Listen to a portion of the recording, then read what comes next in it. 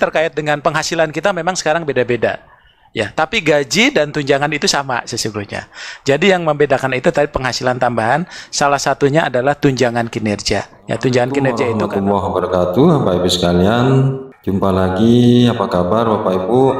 Channel Opor Edukasi akan memberikan informasi baru Bapak Ibu tentang perkembangan skema gaji pensiunan PNS dan PNS aktif Bapak Ibu, yang membahas tentang rancangan peraturan pemerintah tentang PNS dan pensiunan atau secara umum, yaitu ASN atau aparatur sipil negara, termasuk di dalamnya PNS dan P3K serta pensiunan, dengan peraturan pemerintah tentang kenaikan dan skema gaji PNS serta skema gaji pensiunan Bapak Ibu. Nah, untuk lebih jelasnya ini penjelasan dari asisten atau bagian dari Menpan RB. Terkait dengan penghasilan kita memang sekarang beda-beda. Ya, tapi gaji dan tunjangan itu sama sesungguhnya. Jadi yang membedakan itu tadi penghasilan tambahan, salah satunya adalah tunjangan kinerja. Ya, tunjangan kinerja itu karena mengungkit orang, kemudian ada fasilitas-fasilitas lain. Masing-masing kementerian beda. Makanya beda, Pak. Tapi gaji tunjangan sama. Ya, tunjangan fungsional, tunjangan struktural dan gaji pokok, gitu ya. Ya, nah makanya itu. Nah, oleh sebab itu sekarang makanya kita bukan gaji pokoknya, Bu, tapi pokoknya gajian. Nah, gitu ya biasanya. Gitu. Karena adanya segitu.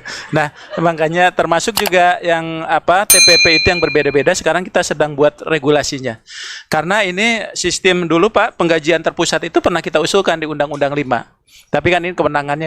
Kalau gaji terpusat itu bagusnya mobilitas talenta kita akan bagus. Karena orang pindah ke sana itu tetap alhamdulillah, gitu ya. Nggak akan ada yang astagfirullahaladzim. Karena beda sistem penggajiannya. Nah, oleh sebab itu ini rata-rata daerah tertentu itu memang masih berbeda. Tapi sekarang kita sedang membuat RPP kesejahteraan, Bu. Nah, RPP ini nanti supaya bisa ada kesetaraan berdasarkan tingkat risiko dan sebagainya. Untuk daerah 3T sebetulnya TNI, Polri, Hakim, itu mereka sudah punya tunjangan khusus untuk di 3T. Jadi semuanya ada, cuma variatif tergantung kepada tingkat kesulitan dan sebagainya. Ya, barangkali itu Pak Menteri. Makasih Pak Ketua. Sedikit, Pak. Ada PPNPN, ada honor daerah dan sebagainya. Pokoknya sebutan-sebutan yang lain yang bekerja di instansi pemerintah. Kalau kita kembali ke PP 49 itu adalah sebetulnya yang menduduki jabatan ASN. Jabatan ASN itu apa? Jabatan pelaksana dan jabatan fungsional. Kan tapi seperti orang pengemudi dan sebagainya itu sebetulnya tidak masuk ke dalam jabatan ASN karena secara nomenklatur jabatan itu nggak bisa. Namun demikian itu tetap bisa masuk, tapi kita masuk ke layanan operasional, Pak. Jadi namanya itu dulu Pak Menteri penggali kubur aja itu jabatan ASN, Pak. Iya, kita kan nggak mungkin ketika ditanya jabatannya penggali kubur gitu kan nggak mungkin. Kita jadikan itu nomenklatur tersendiri, Pak. Ya, karena mereka pun bekerja gitu, mereka pun bekerja.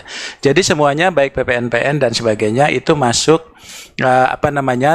radar bahwa mereka bekerja di instansi pemerintah, maka boleh ikut mendaftar. Cuma kuncinya jangan sampai di DPD itu ada yang tidak mendaftar. Kalau dia tidak mendaftar berarti kesempatannya itu akan hilang gitu ya. Karena kenapa? Tidak terdaftar di BKN. Jadi walaupun dia tidak masuk ke dalam THK2 maupun database BKN, tapi dia bekerja, tapi dia nggak daftar, maka dia akan dapat, Pak.